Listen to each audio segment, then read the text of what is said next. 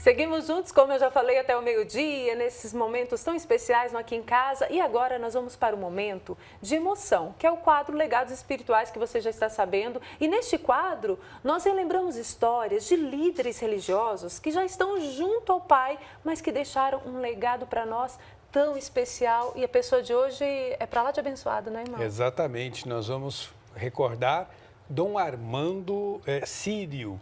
Dom Armando foi padre por 74 anos, bispo por 54 anos. Ele foi o primeiro bispo da Diocese de Toledo, no Paraná, e também o primeiro bispo e arcebispo da Arquidiocese de Cascavel. Quem que é de Toledo, hein, gente? Quem é de Toledo aqui perto de mim? Pois é. Bom, Dom Armando Sírio renunciou ao seu ministério de arcebispo no ano de 1995 por conta da idade. Dom Armando teve como lema episcopal arder e iluminar. Dom Armando Sírio morreu em agosto de 2014 aos 98 anos. Dom Armando Sírio, que você está vendo aí algumas imagens, falava que tinha 98 anos de idade e gostaria de chegar aos 100. Ele escreveu o livro Apóstolo e Missionário do Oeste do Paraná. E um trecho que merece destaque, o trecho fala assim, ó: na minha vida nunca desejei cargos e nunca tive apego a eles. E na minha vida de sacerdote, de bispo e arcebispo, o sentimento que mais prevaleceu no meu coração foi este: o medo de não ser o que esperavam de mim. E o medo de não poder dar as respostas adequadas às aspirações do povo. Irmão, um homem assim de um coração puro, né? Um desejo de agradar a Deus. A gente vê na parte do livro dele um desejo assim de ser luz para o mundo mesmo. Exatamente, de um desapego muito grande de fazer o bem. Aqueles que escolhem fazer este caminho de fé, aqueles que escolhem dizer sim à vontade de Deus, o fazem exatamente por esse desprendimento, por esse desapego. E por isso deixam esse seu testemunho para nós hoje, para que nós possamos também seguir a vontade de Deus, não apegados na vaidade, né? Eu faço a vontade de Deus, não. No desprendimento de fazer isso pelo bem dos outros. Nós temos imagens, mais imagens de Dom Armando? Ou não? Tem? Então vamos conferir. São essas imagens que são lá da cidade de Toledo, lá da diocese, onde ele foi bispo. Então tá beleza. Então já vimos essas imagens. Vamos então falar de saúde, que chegou agora de falar de saúde e de bem-estar.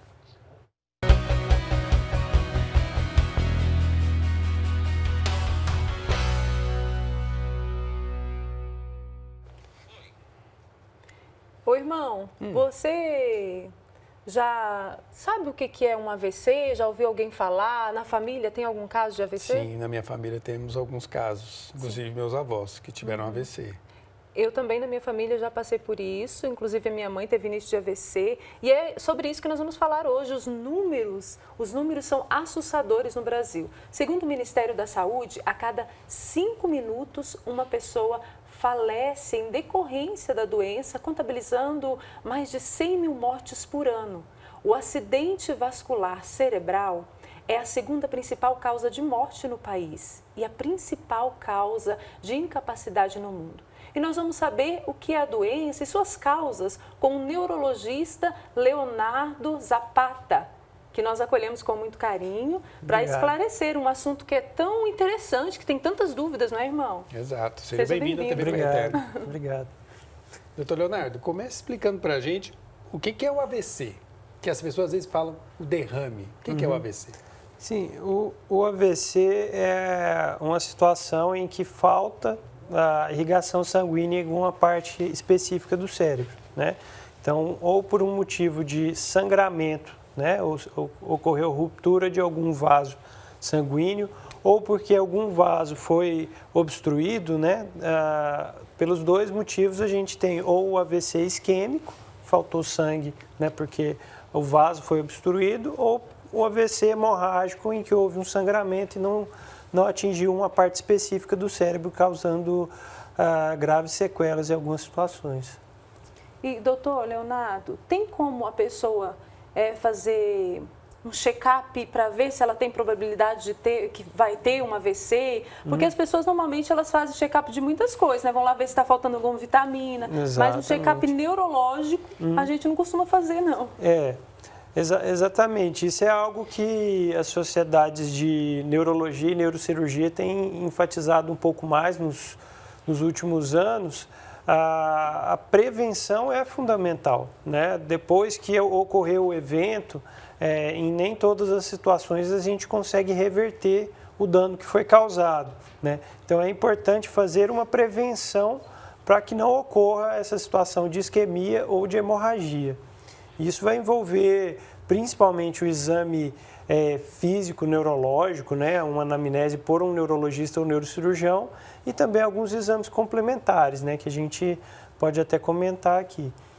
Antes de entrarmos nessa parte, vamos falar da prevenção, né? Certo. Por exemplo, para quem tem casos na família, é possível evitar, na verdade, né, a ocorrência desse acidente? Sim, é importante identificar, né, nos familiares que aquele paciente tiver qual foi o grande fator de risco para aquele evento, né? Ou seja, se foi a diabetes, ou se foi uma hipertensão arterial, ou se esse paciente tinha algum tipo de doença genética, né? O lúpus. Tudo isso é importante. A causa do AVC em um primeiro momento, nesse familiar do paciente, é importante, né, para iniciar a partir daí a triagem. Mas, de uma maneira geral, um estilo de vida saudável e todas aquelas medidas que a gente já toma para a prevenção de doenças cardíacas também são importantes para a prevenção de doenças neurológicas, ou seja, atividades físicas, né, uma alimentação saudável, um controle ideal da pressão arterial, do colesterol, do açúcar no sangue, um check-up cardiológico ajuda no check-up neurológico também, né, identificação de arritmias cardíacas, tudo isso aí pode ser feito, né, e identificado da forma mais precoce qualquer alteração e aí assim evitar um derrame, que é algo que pode ser bastante grave, né, com bastante sequelas. E essas alterações podem ser consideradas um sinal de quem pode vir a ter um AVC? Existem outros sinais que a pessoa pode dar? Sim, existe um quadro que a gente denomina de acidente isquêmico transitório, né, em que a pessoa apresenta alguns sinais iniciais de AVC, né, que provavelmente foi o que a sua familiar até apresentou, como você comentou, né, sua mãe. Em que esses déficits neurológicos, essas alterações que seja visual ou auditiva, ou de força motora, ou de sensibilidade braço, perna, rosto, tudo isso aí é um sinal de alerta. Às vezes é a chance que o paciente tem de poder investir mais na saúde dele e na prevenção. Ou seja, se ele apresentou um sinal desse, é uma oportunidade dele começar a controlar a pressão a partir daí, começar a controlar o açúcar do sangue, fazer um Doppler das artérias carótidas, né? Passar por um cardiologista, ver se a pressão está mantendo o que ao longo do dia, porque tudo isso é o que vai causar de fato o AVC. Estamos com o Dr. Leonardo Zapata, que é neurocirurgião, né? É uma coisa muito séria esse negócio. Esse serviço do senhor não é brinquedo, não, viu? É um serviço muito delicado. Sim. Estamos falando sobre o acidente vascular cerebral. Agora, do momento em que, digamos, começa o acidente ou começa esse vazamento, até a hora de surgirem os primeiros sinais e até a hora das pessoas tomarem uma atitude, ou seja, de um familiar perceber que a pessoa não está bem, tem um tempo ou não há um padrão? Sim, a gente costuma ouvir até entre os médicos que tempo é coração, né? Ou seja, quanto mais tempo a pessoa passa com sintoma cardiológico, uma dor no peito, irradiando para o braço, um sudorese, alteração na pressão, aquilo ali é um tempo de isquemia que o coração está assumindo e pode causar riscos irreversíveis. Mas tempo também é cérebro, ou seja, quanto mais tempo passa do início dos sintomas neurológicos, né, dessa perda de força, não consegue falar, tudo isso também aumenta a chance daquela sequela tornar-se irreversível. Então, o mais precoce possível que forem identificados esses sintomas, a gente deve encaminhar para um hospital, né? Isso vai variar muito de acordo com o perfil do paciente, né? Em pacientes que fazem uso de algum anticoagulante ou tem várias comorbidades, como diabetes, né, já tem alguns outros problemas de saúde, às vezes essa janela do período em que ele chegou ao hospital, iniciaram os sintomas, né, até o período que a gente vai fazer a intervenção, essa janela é um pouco mais estreita. Então, a gente estima que em menos de 3 horas esse paciente já deveria estar com alguma conduta iniciada, né? Ou seja, se for um caso para trombólise, o ideal seria que seja feito antes dessas 3 horas, né?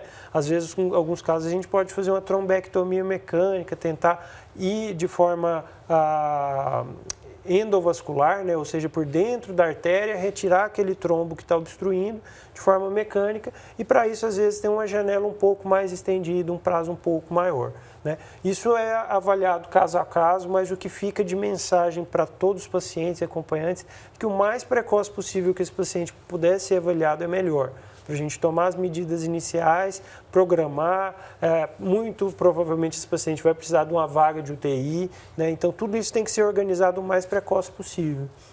Com a minha mãe foi assim, nós fomos rápido para o hospital, então reverteu a situação rapidamente também. Ótimo.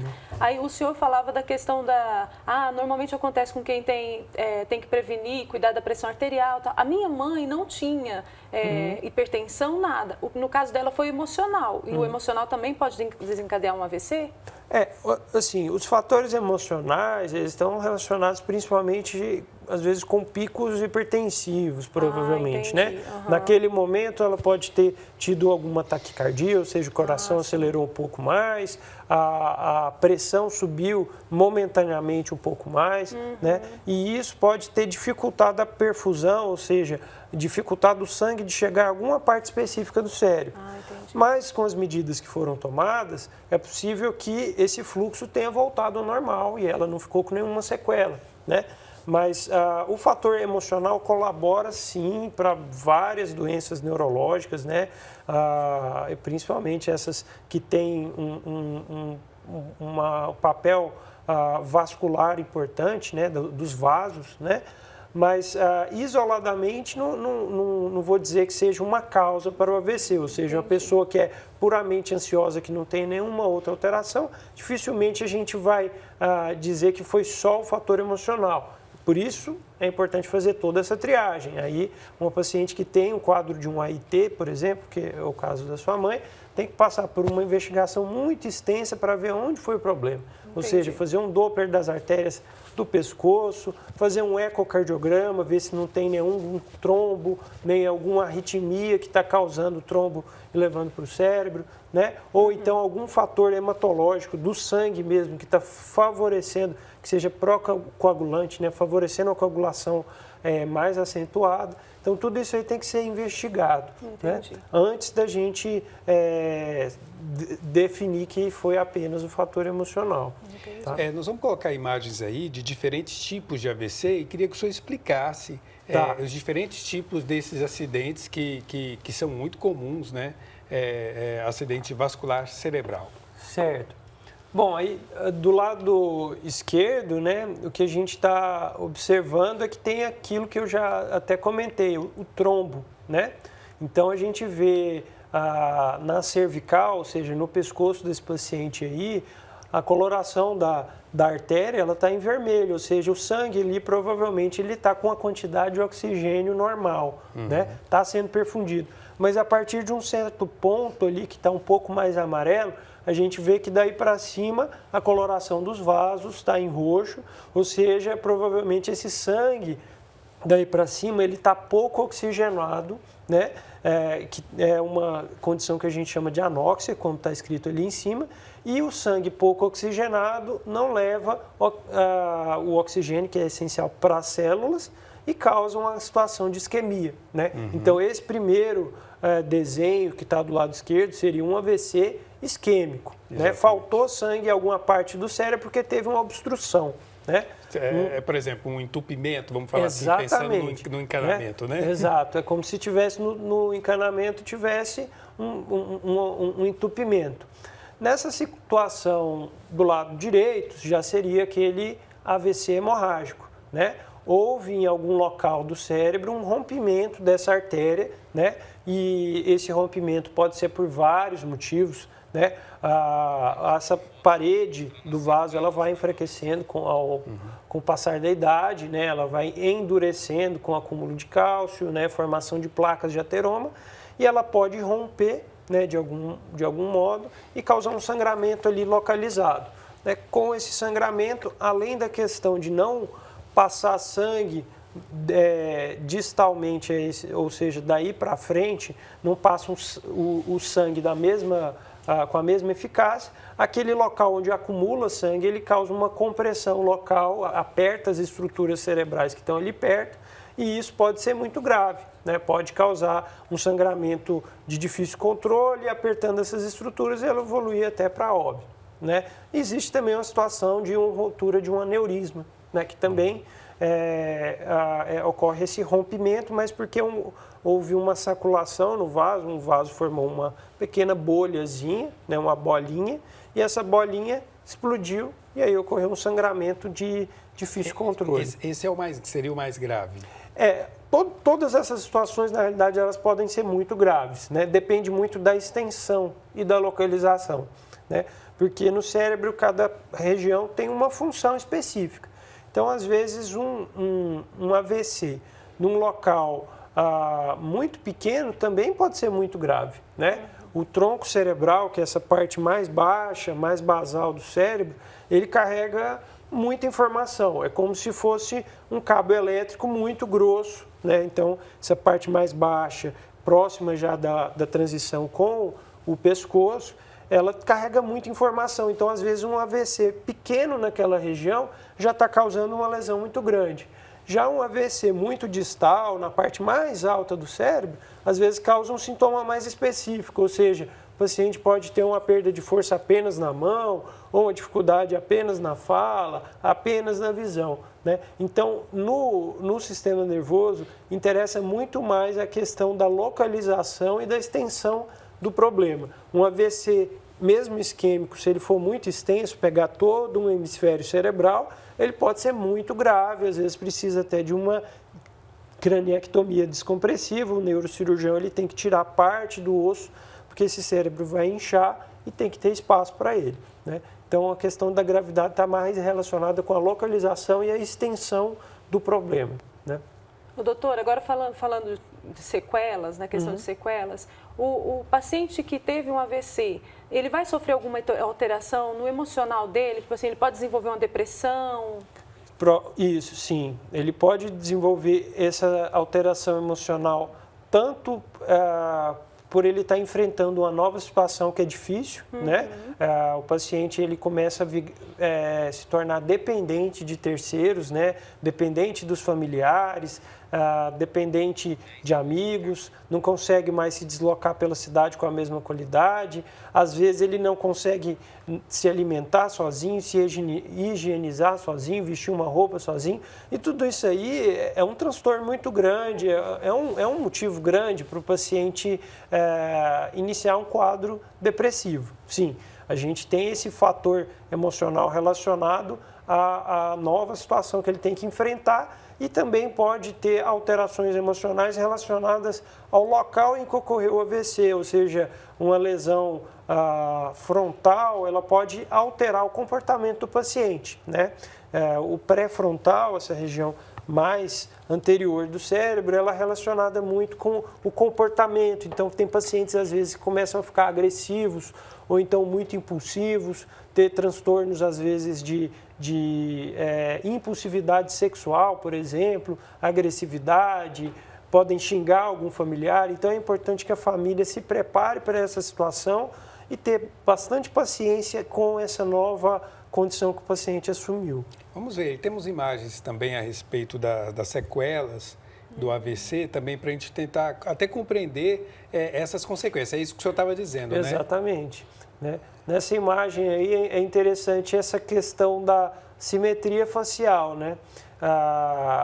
O organismo, basicamente, ele é muito simétrico, né? Então, quando a gente identifica que o paciente não consegue franzir a testa, como está aí do lado de cada figura, né? É um sinal de que ele perdeu a força dessa musculatura, né? Do músculo frontal. Isso é um sinal que pode ser relacionado com um AVC, por exemplo, né? Dificuldade para fechar o olho, né? Essa musculatura orbicular, ou às vezes alguma musculatura próxima aqui do olho foi afetada, ele não consegue fechar o olho direito, né? Vai lacrimejar.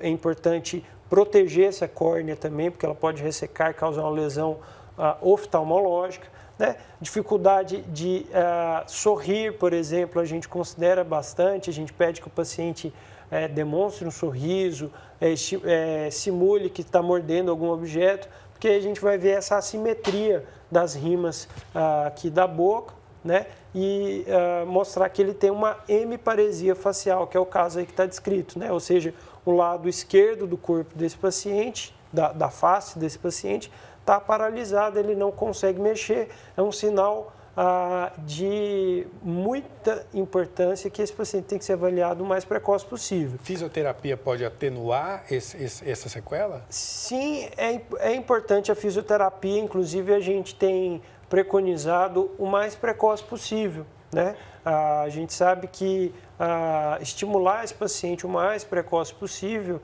é interessante, né? Então, depois de dado um diagnóstico, as medidas iniciais de emergência no pronto atendimento serem tomadas, depois que esse paciente tiver estabilidade, é importante pensar sim na fisioterapia motora para reabilitar tanto força da musculatura da face, do corpo. Fonoaudiologia também é fundamental de uma forma precoce. Esse paciente voltar a expressar a fala, né, conseguir articular a fala, a língua, a musculatura que executa a fala, ela tem que ser estimulada precocemente também. Isso é importante. Doutor, nós vimos aí na foto que a fraqueza da musculatura estava do lado esquerdo, e você certo. até citou isso, mas pode acontecer do lado direito. É pode. Verdade que se acontece do lado direito, é o lado esquerdo que vai ser afetado, é isso? O AVC do lado direito? Sim. De um modo geral, né, a gente tem, na anatomia do sistema nervoso, a gente tem uma decussação das fibras nervosas, né, numa parte específica do cérebro, né? Então, o lado direito do cérebro, ele coordena a movimentação do lado esquerdo do corpo, né? Tanto o braço, perna, quanto o rosto, né?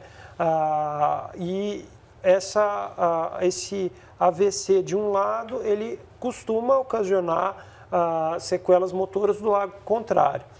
É lógico que existem exceções, algumas síndromes que a gente chama de síndromes alternas, em que às vezes a paralisia no corpo do paciente, ela acontece do mesmo lado em que aconteceu o problema, né? Essas síndromes acontecem em geral no tronco cerebral, que é onde ocorre esse cruzamento, né? Então, nessas situações, a paralisia vai estar do mesmo lado que aconteceu o problema. Mas isso é uma situação muito específica, vai ser de identificação e diagnóstico pelo próprio neurologista, com auxílio ali do radiologista, né? Mas, de uma maneira geral, a maior parte das vezes o paciente teve dificuldade de movimentar um lado do corpo, o problema está do outro lado do cérebro.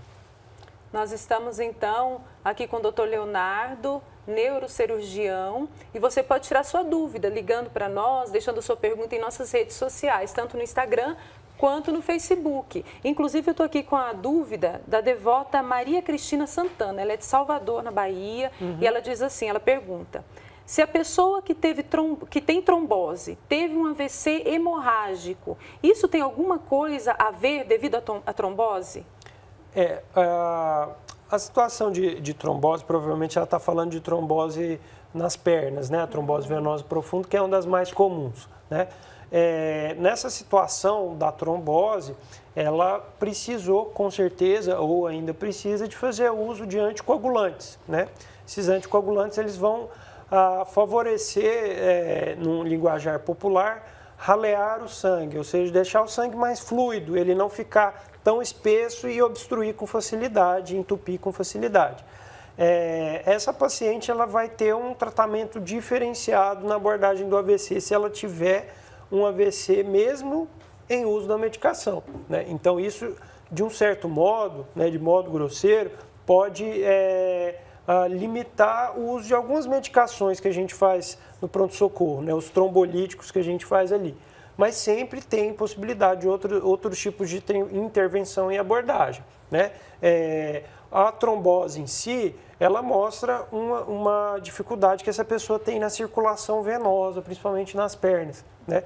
E isso é um sinal de que, muitas vezes, ela não vem sozinha, a paciente, às vezes, está com sobrepeso, né, acima do peso, tem um pouco de pressão alta, um pouco de diabetes. Então, vem outros fatores juntos. A trombose em um local do corpo favorece, de um certo modo, pode ser que ela tenha uma predisposição a ter trombose em outros locais, né? Então, mas aí seria por outros motivos, não só por ficar muito tempo sentada, tal, mas ela pode ter trombose em outros locais, sim, né? AVC tem idade? Porque a gente está acostumado a ver casos de AVC na terceira idade, certo. Mas tem idade para acontecer? Não tem, tá? A gente tem, com certeza, uma prevalência muito maior ali acima dos 65 anos, mas existem casos de AVC, inclusive em crianças. Tudo vai depender da causa desse AVC, né? A gente tem em crianças uma condição muito rara, chama moiá, em que a criança ela já nasce com alterações, né, na perfusão cerebral e ela tende a formar AVCs já desde criança, né? Então, é necessário, de uma forma bem precoce, às vezes, fazer uma intervenção cirúrgica, né? Fazer às vezes, um bypass vascular, ou seja, conectar alguns vasos diferentes no cérebro, ou então manter um músculo temporal irrigando alguma parte ali específica do cérebro, porque essa criança ela tem obstruções em algumas partes, algumas artérias importantes, e ela pode ter AVC desde criança. Acontece AVC também em jovens, numa situação um pouco preocupante aí na nossa sociedade, que seria, por exemplo, o uso de substâncias psicoativas, né? Por exemplo, a cocaína, né? Um paciente muito jovem com o uso de drogas, ele pode causar um disparo adrenérgico no organismo e isso aí contrai as artérias no cérebro, inclusive, causando um AVC. Então, o AVC pode acontecer em pacientes jovens também, por exemplo, no lúpus, uma condição reumatológica, né, multissistêmica, né, e que pode acontecer em várias idades, pacientes adolescentes, adultos jovens, e pode também favorecer o quadro de AVC. Vamos falar da prevenção, né? Para a gente se cuidar, independente da idade, para evitar que esse acidente aconteça. Certo. Olha, eu digo que tudo que é bom para o coração também é bom para o cérebro, né? Então, a questão das atividades físicas são fundamentais, né? Você ter uma rotina de atividade física ao longo da semana é importante, né? É lógico que com as devidas orientações específicas para cada paciente, né? Ou seja, o cardiologista tem que liberar, do ponto de vista ergométrico ali, quanto que esse paciente pode andar por dia, qual a frequência cardíaca máxima que ele pode atingir, né? Essa frequência cardíaca ela vai variar ao longo da idade, né? Então, é importante fazer atividade física, mas de forma personalizada, né? É importante, quem tiver condições, de contratar um personal mesmo para deixar aquele exercício adequado para a sua situação, né? O paciente às vezes tem uma dor nas costas, tem um problema ortopédico, então o mais personalizado possível é fundamental, isso em relação à atividade física. Mas só uma pergunta sobre essa questão da atividade física. O senhor deu a sugestão do personal, que é uma referência boa, mas supondo que a pessoa não possa. Não possa. A frequência cardíaca é um sinal de, não, aqui é o meu limite? Certo. Existe, assim, uma regra bem grosseira, vamos dizer assim, mais fácil de calcular, que a gente coloca em geral 200, um valor de 220 menos a idade da pessoa, né? Seria ali a frequência, 90% da frequência máxima que essa pessoa pode atingir, né? É lógico que a gente evita de chegar no máximo, né? Então, se a pessoa puder usar algum frequencímetro ou pelo menos aprender a medir a frequência cardíaca, talvez do pulso radial, por exemplo, ajuda, né? Então, ela não deve exceder esse valor, porque a partir desse ponto o coração dela está numa frequência muito exagerada e isso pode provocar tantos problemas cardíacos quanto neurológicos. Então, tem também parâmetros até mais fáceis disponíveis na internet relacionados com a facilidade do paciente falar, né? Então, para um esforço mais baixo, o paciente consegue andar e falar ao mesmo tempo. Um esforço um pouco maior, ele tem que dar pausas, né? Ele já fala de forma mais ofegante. Um esforço maior ainda, ele não consegue falar enquanto está fazendo atividade física. Então, isso aí são parâmetros fáceis que a gente encontra em alguns sites na internet, né? Para poder orientar o limite da atividade física para cada um, né? Mas o ideal, sim, é usar esse parâmetro da frequência cardíaca com frequencímetro. Além disso, questão alimentar é fundamental, evitar excesso de alimentos com colesterol do tipo ruim, né? Por exemplo, do LDL, né? Ter um HDL acima do valor recomendado é interessante, o LDL, que é o colesterol ruim, abaixo, né, do recomendado, e esse valor ele varia também, não é o mesmo valor de colesterol para qualquer pessoa, né? Depende muito do fator de risco que ela tem, depende da comorbidade cardíaca que ela tem. Então, às vezes, para uma pessoa, o valor de colesterol está ok, para outra pessoa já está ruim, né? Então, isso tem que ser avaliado em consulta médica. E, além desse fator da alimentação, controle da pressão fundamental, do açúcar do sangue é fundamental, né? Isso aí tudo favorece a proteger o vaso, proteger aquela artéria de que ocorra aquele depósito de gordura e ocorre um entupimento do vaso, né? Esses são os principais fatores aí que eu acho que podem proteger o paciente de um quadro de um AVC, né? E a gente, até olhando para mim, e eu tenho certeza que muitos telespectadores devem estar pensando, né? Mas, gente, na correria que a gente anda, com tanta coisa para fazer, tá difícil demais, controlar a alimentação, enfim. A gente sempre dá uma desculpa, mas para fazer tudo isso, para cuidar da nossa saúde, exige sacrifício, não é? Sim. A gente tem que se sacrificar e pensar um pouco na gente. Sim, exatamente. Às vezes a gente sabe como médico que a gente faz as recomendações, mas depende muito, boa parte do tratamento e da prevenção depende do paciente e de um suporte familiar, né? Então, é difícil para uma pessoa só na casa fazer uma dieta, né? Às vezes os outros têm que dar uma certa colaborada, né? Para tentar adequar a alimentação de todo mundo, né? Uma alimentação saudável é bom até para quem não tem nenhum problema cardíaco, nem tem nenhum problema cerebral. Não é só para quem já teve um AVC, para quem já teve um infarto, né? Então, a colaboração da família é fundamental para adequar essas mudanças de estilo de vida que são fundamentais, né? Perder peso é mais difícil que ganhar dinheiro, às vezes, né? Então, não dá para... É praticamente impossível. Praticamente impossível.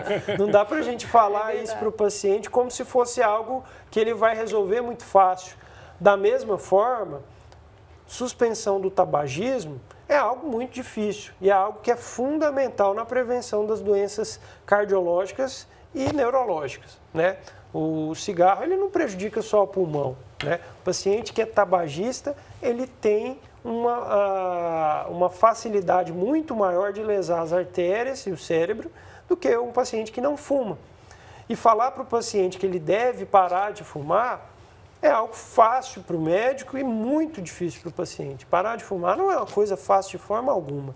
Então tem que ter um suporte familiar, ele tem que mudar estilo de vida, mudar às vezes os grupos até de convivência dele, né? Às vezes mudar as amizades. As amizades, né? Infelizmente, né? Porque tudo está muito correlacionado, né? E existem profissionais assim excelentes aqui em Goiânia que eu posso recomendar, pneumologistas, né? E alguns psiquiatras que podem ajudar nisso. Tem medicações que podem colaborar na suspensão do tabagismo, né? Certo. Isso é fundamental.